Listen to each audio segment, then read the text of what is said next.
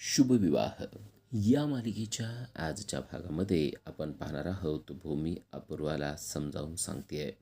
नवे भूमी अपूर्वाला दमच देतेय की तू जे काय करतेस ना त्याने आमच्यावर काहीच फरक पडणार नाही, कारण आम्ही काहीच केलेलं नाही. तू आम्हाला ज्या गोष्टीमध्ये फसवण्याचा प्रयत्न करत आहे, आम्ही त्या गोष्टीमध्ये कधीच फसू शकत नाही, असं ते तिला सांगत आहे. आणि या सगळ्या गोष्टीचं अपूर्वाला आश्चर्य वाटतंय, कारण अपूर्वाकडं असलेल्या सगळ्या पुराव्याचा काहीच उपयोग होत नाही हे तिच्या लक्षात येत आहे. तर भूमी तिला सांगते की तो आमच्या विरुद्ध जे काही कट कारस्थान रचते ना ते अजिबात रचू नको, कारण आम्ही महाजन आहोत. महाजन म्हणजे फिनिक्स पक्षासारखे असतात, जे राखीतून पुन्हा उभारी घेऊ शकतात. त्यामुळं तो आम्हाला कधीच संपवू शकत नाही, लक्षात ठेव. तेव्हा अपूर्वा म्हणते, ठीक आहे, मग आज काय झालं होतं तुमच्या फिनिक्स पक्षाला? आज तुम्ही कसं काय अडकलात असं सांगते. कारण आत्ताच जे तिनं प्लॅनिंग केलं होतं त्यामुळे भूमी आणि आकाशचा पुरस्कार मागे घेण्यात आलेला आहे, म्हणून ती असं बोलत असते.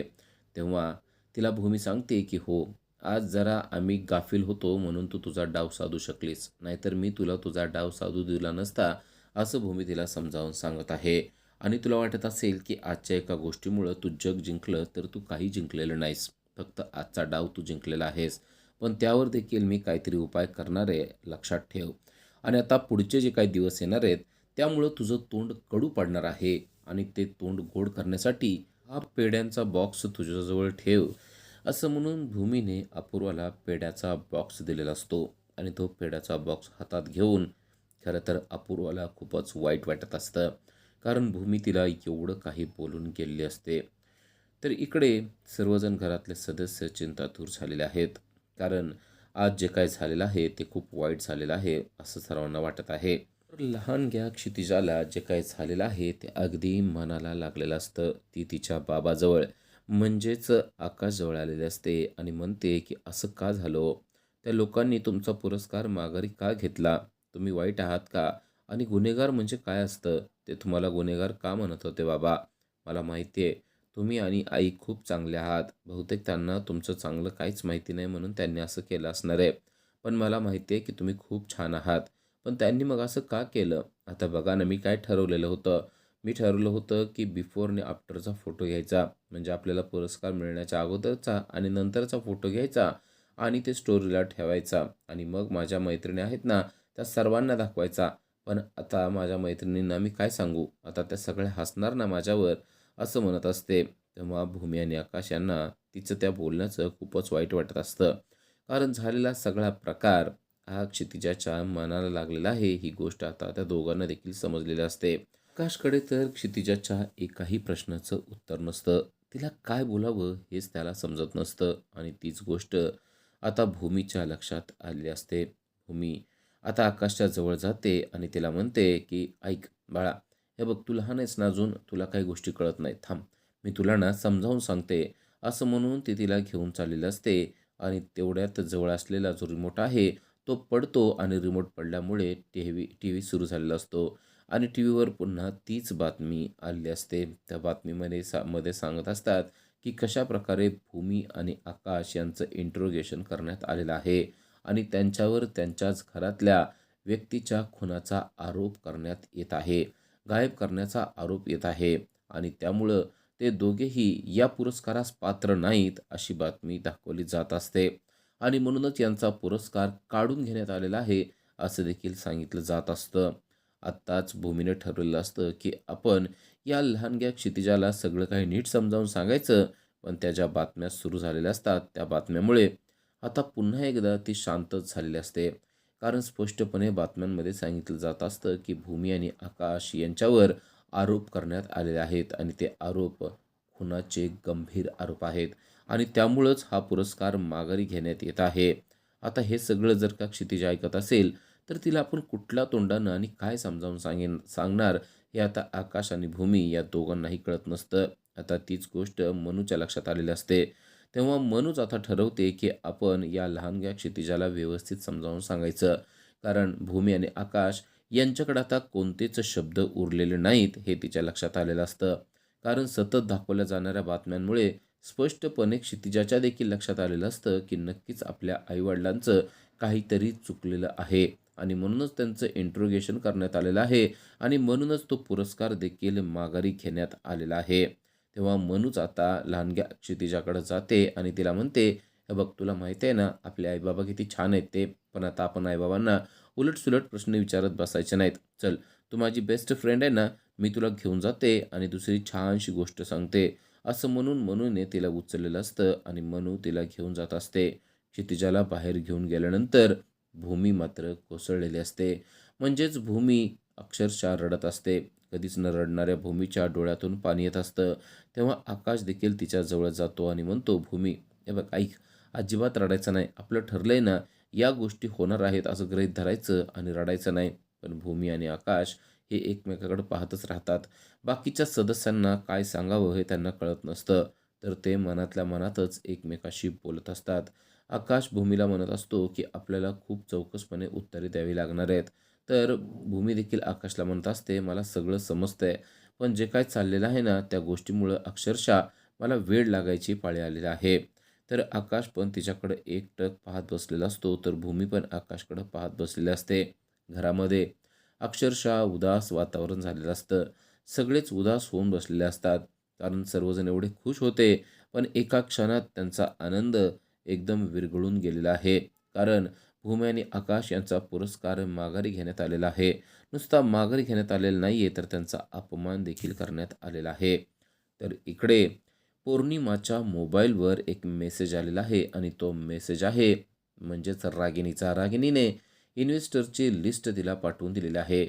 महाजनांच्या कंपनीमध्ये इन्व्हेस्टमेंट करणाऱ्या लोकांची ती लिस्ट आहे आणि ते पाहून पौर्णिमा म्हणते, की ही लिस्ट मला का पाठवली असेल? नक्की आता रागण्यात त्यांचा काय डाव आहे? असा ती विचार करत असते आणि त्यासाठी तिने त्यांना माघारी फोन देखील केलेला असतो. तेव्हा रागिनी तो फोन उचलते आणि म्हणते, "पाहिलास का मेसेज?" पौर्णिमा म्हणते, "हो, मेसेज पाहिला, पण मला त्याचा नेमका काय अर्थ आहे ना, तेच कळलं नाही." तेव्हा रागिनीने तिला व्यवस्थितपणे प्लॅन समजावून सांगितलेला असतो. "आता या इन्व्हेस्टरचं तुला मी काय-काय करायचं आहे ते सांगून ठेवते, त्याप्रमाणे तू सगळं काही करायचं आणि एकदा जर का मी सांगितलेला प्लॅन सक्सेस झाला, तर बघ भूमी आणि आकाश यांना किती त्रास होणार आहे. तू घरात बसून तिथून त्रास दे, तर मी त्यांना इथून त्रास देते. त्यांना अक्षरशः सळो की पळो आपल्याला करून टाकायचं आहे. त्यांना जगायला नको वाटलं पाहिजे, असं आपल्याला करायचं आहे, ही गोष्ट लक्षात ठेव." तेव्हा पौर्णिमा देखील हसायला लागते आणि म्हणते, "अगदी 100% तुम्ही माझ्या मनातलं बोलत आहात. त्यांना अगदी मला देखील सळो की पळो करायचं आहे. त्यांना जगूच वाटलं नाही पाहिजे, असं वातावरण घरामध्ये मला निर्माण करायचं आहे." तेव्हा रागिनी हसायला लागते आणि म्हणते, "अगदी बरोबर. मला सुद्धा हेच पाहिजे आहे. आता आपण दोघी एकत्र आलेलो आहे आणि त्यामुळं त्यांना आपण परास्त करू शकतो. त्यांना आपण हरवू शकतो. त्यांना आपण रडवू शकतो. एवढंच नव्हे तर त्यांना फाशीपर्यंत पोहोचवू शकतो." असं त्या दोघी बोलत असतात आणि त्या गोष्टीचा आनंद पौर्णिमाला कितीतरी होत असतो. कारण तिला भूमी आणि आकाश यांचा बदला घ्यायचा आहे आणि रागिनी अगदी तिला योग्य वेळेला मदत करते असं तिला वाटत असतं आणि त्यामुळे ती एकदम खुश झालेली असते. इकडे अपूर्वाने तिच्या रिपोर्टर बंधूंना बोलवलेलं आहे. कारण त्या रिपोर्टर बंधूंनीच ही सगळी बातमी तयार केलेली असते आणि त्यांना मिठाईचा बॉक्स अपूर्वा देत आहे आणि सांगते, की तुम्ही जे काम केलंय ना, ते अगदी छान केलेलं आहे. आणि रिपोर्टर बंधू देखील सांगत असतात, की "हो, तुम्ही जसं सांगितलं ना, अगदी तसंच आम्ही केलं. अगदी तुम्हाला हवी होती ना, तशी बातमी आम्ही बनवलेली होती." तेव्हा अपूर्वा त्यांना पैसे देखील देते आणि म्हणते, "असंच काम तुम्ही करत राहा. मी तुम्हाला मालामाल केल्याशिवाय सोडणार नाही." तेव्हा ते बाकीचे सर्वजण म्हणतात, "अहो, तुम्ही सांगत असाल, ते तर आम्ही करणारच आहे. कारण शेवटी पॉवर पण तुमच्या हातात आहे ना." आणि सर्व पत्रकार तिला खूपच चांगलं बोलत असतात. तर ती अपूर्वा देखील पत्रकारांना म्हणते, "यानंतर देखील तुम्हाला खूप काही मोठ्या बातम्या द्यायच्या आहेत." पत्रकार देखील म्हणतात, "फक्त तुम्ही सांगा मला, की काय करायचंय? त्या पद्धतीनं आम्ही काय करतो ते बघा." आणि रात्र झालेली असते आणि भूमी देवाला दिवा लावण्यासाठी खाली आलेली असते. ती पाहते की घरातलं कोणच जेवलेलं नाही. सर्वजण आपापल्या रूममध्ये आहेत. देवापुढे दिवा लावून आपणही झोपायला जाऊया असा विचार तिने केलेला असतो आणि तेवढ्यात सर्व मात्र धावत पळत आलेला असतो आणि सर्वांना हाक मारत असतो. भूमीला कळतच नाही की अथर्वला काय झालेलं आहे. कारण तो आकाशला हाक मारत असतो आणि आकाश, "अरे लवकर ये बघ काय झालंय ते," असं म्हणत असतो. नक्कीच काहीतरी जबरदस्त घडलेलं आहे हे भूमीच्या लक्षात आलेलं आहे. कारण त्याशिवाय अथर्व असा हाक मारत येणार नाही हे तिला माहिती असतं. ते अथर्वला विचारते, "काय झालं?" पण अथर्व मात्र काहीच बोलण्याच्या मनस्थितीत नसतो. त्याने लॅपटॉप उघडलेला असतो आणि आकाशला तो सारखा हाक मारत असतो. आता आकाश देखील आलेला असतो आणि आकाश विचारतो, "नक्की काय झालेलं आहे?" अपूर्वाला तर माहितीच नसते की काय झालेलं आहे. तर इकडे अथर्व सर्वांना सांगत असतो की मोठा घोळ झालेला आहे. आपले जे इन्व्हेस्टर होते ना, त्या सगळ्या इन्व्हेस्टरने आपल्याला इन्व्हेस्टमेंट करायची बंद करून टाकलेली आहे. हे ऐकल्यावर आकाशला मोठा धक्काच बसतोय. कारण ज्या ज्या महत्त्वाचे इन्व्हेस्टर आहेत, त्या सगळ्या इन्व्हेस्टरचे मेल आलेले आहेत आणि त्यामध्ये त्यांनी स्पष्टपणे लिहिलेलं आहे, की ज्यांचा क्राईम रिपोर्ट आहे, जे स्वतः गुन्हेगार आहेत, त्यांच्याशी आम्ही हातमिळवणी करणार नाही. आम्ही त्यांच्याबरोबर कसलाच व्यवसाय करणार नाही. कारण आमच्या पण रेप्युटेशनचा प्रश्न आहे. असा विचार करून त्यांनी आकाश म्हणजेच महाजन कंपनीशी कसलीच डील करायची नाही असं ठरवलेलं असतं आणि त्यामुळे त्या मेलमध्ये त्यांनी लिहिलेलं असतं, की आजपासून आम्ही तुमच्याशी केलेले करार मोडत आहोत आणि पौर्णिमाला सगळं आठवत असतं, की कशाप्रकारे ही वाट लावली आहे ती म्हणजे रागिणीने लावलेली आहे. रागिणीनेच त्या इन्व्हेस्टरला फोन केलेला असतो आणि त्या सगळ्या इन्व्हेस्टरना सांगितलेलं असतं, की आकाश आणि भूमी यांचा पुरस्कार माघारी घेण्यात आलेला आहे आणि ते गुन्हेगार आहेत असं देखील सिद्ध होऊ शकतं. त्यामुळं तुम्ही लवकरात लवकर त्यांच्याकडची इन्व्हेस्टमेंट काढून घ्या आणि त्याप्रमाणे सगळा डाव घडत असतो. पौर्णिमा जेव्हा हे सगळं पाहत असते, तेव्हा तिचा आनंद अगदी गगनात मावेनासा झालेला असतो. कारण तिला आकाश आणि भूमीला त्रास द्यायचा आहे आणि अगदी व्यवस्थितपणे त्यांना त्रास देता येतोय या गोष्टीमुळं ती चांगलीच खुश झालेली असते. आकाश, भूमी आणि सर्व सदस्य हॉलमध्ये बसले असतात आणि सर्वांनाच मोठी चिंता वाटत असते. तेवढ्यात आकाशला देखील फोन येऊ लागतात आणि इन्व्हेस्टर स्पष्टपणे सांगत असतात, की आता आम्ही तुमच्याशी कसलीच डील करणार नाही. तेवढ्यात बलदेवला देखील फोन येतो आणि बलदेवला देखील इन्व्हेस्टर सांगू लागतात, की आम्ही तुमच्याबरोबर कसलीच डील करणार नाही. आकाश, अथर्व, बलदेव या तिघांचेही फोन वाजत असतात आणि त्यांच्यावर एकच मेसेज येत असतो, तो म्हणजे सर्वांनीच आता त्यांच्याशी डील करायची नाही असं ठरवलेलं आहे. महाजन कंपनीला आता इन्व्हेस्टरच उरणार नाहीत आणि त्यामुळे कंपनी आता बंद पडते की काय असं आकाशला वाटत असतं. कारण हे जे काही चाललेलं आहे त्या गोष्टीमुळे इन्व्हेस्टरनी ठरवलेलं असतं की महाजन कंपनीमध्ये आपण कसलीच इन्व्हेस्टमेंट करायची नाही. कारण यांचं रिप्युटेशन खराब आहे. यांच्यावर पोलीस केस झालेली आहे आणि त्यांचं इन्व्हेस्टिगेशन चालू आहे आणि या सगळ्या गोष्टीमुळे आता आपण महाजन कंपनीशी कसलाच व्यवहार ठेवायचा नाही, असं इन्व्हेस्टरनी ठरवलेलं असतं आणि हे ऐकून खरं तर भूमीला देखील खूपच टेन्शन आलेलं असतं.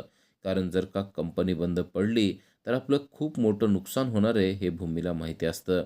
पण या पाठीमागं नक्की कोण असेल? अपूर्व असेल का दुसरं कोणतरी असेल? असा विचार ती करत आहे. कारण एवढं सगळं अपूर्वा करू शकणार नाही असं तिला वाटत असतं. पण एखाद्या वेळेस तिनंच केलेलं असेल, तर आपण काय करू शकणार आहे? असा प्रश्न देखील तिला पडलेला असतो. पण आता पुढं करायचं काय? जर का इन्व्हेस्टर हे येत नसतील आणि आता त्यांना जर का आपल्या व्यवसायामध्ये इन्व्हेस्टमेंट करायची नसेल, तर आपण एवढा मोठा पैसा कसा उभा करायचा? असा प्रश्न आता आकाशच्या समोर असतो. तर अथर्व आणि बलदेव देखील यांनाही कळत नसतं, की यावर नक्की काय उपाय केला पाहिजे. कारण आता आपला बिझनेस बुडत जाईल अशी शंका त्यांना वाटत असते. पण अपूर्वा जेव्हा हे सगळं पाहते, तेव्हा तिला मात्र चांगलाच आनंद झालेला आहे. आणि त्यानंतर अपूर्वाने एका व्यक्तीला पकडलेलं असतं आणि अपूर्वा त्या व्यक्तीला सांगते, की "मी जसं सांगते ना, त्याप्रमाणे काम करायचं." पण तो म्हणतो, "काय झालंय? मला काही कळलं नाही तुम्ही काय म्हणतायत ते." हा व्यक्ती म्हणजे पंडित जे असतो आणि अपूर्वा त्याला सांगत असते, की "देवळाच्या दानपेटीतल्या पैशामध्ये तू अपहार केलेला आहे, याचे माझ्याकडं पुरावे आहेत. जर का ते तुला वाटत असेल बाहेर पडू नये, तर मी सांगते त्याप्रमाणे वाग." अशी धमकीच ती त्याला देते. तेव्हा पंडितजी म्हणतात, "अहो, मी असं काही नाही आहे." पण तेवढा तो कॉन्स्टेबल देखील म्हणतो, मॅडम सांगतायत ना, त्याप्रमाणे वागायचं. समजलं ना तुला?" तेव्हा पंडितजी म्हणतो, की "ठीक आहे, मी तुम्ही म्हणताय अगदी त्याप्रमाणे वागायला तयार आहे." उद्याच्या भागामध्ये आपल्याला पाहायला मिळतं, की तो जोशी पंडित आता भूमी आणि आकाशकडे आलेला असतो आणि आकाश आणि भूमी यांना तो सांगतोय, की तुमच्यावर जे काही संकट आलेलं आहे, त्यातून जर का तुम्हाला बाहेर पडायचं असेल, तर माझ्याकडं एक उपाय आहे. भूमी आणि आकाश म्हणतात, "काय उपाय आहे? तो लवकरात लवकर आम्हाला सांगा." आणि आता तो म्हणतोय, "मी ज्याप्रमाणे सांगतोय त्याप्रमाणे जर का तुम्ही केलं, तर तुम्ही सगळ्या या गोष्टीतून बाहेर पडू शकाल आणि त्यामुळं कदाचित तुमची कंपनी देखील वाचू शकते." पण मी सांगितलेलं व्रत तुम्हाला करायला जमणार आहे का?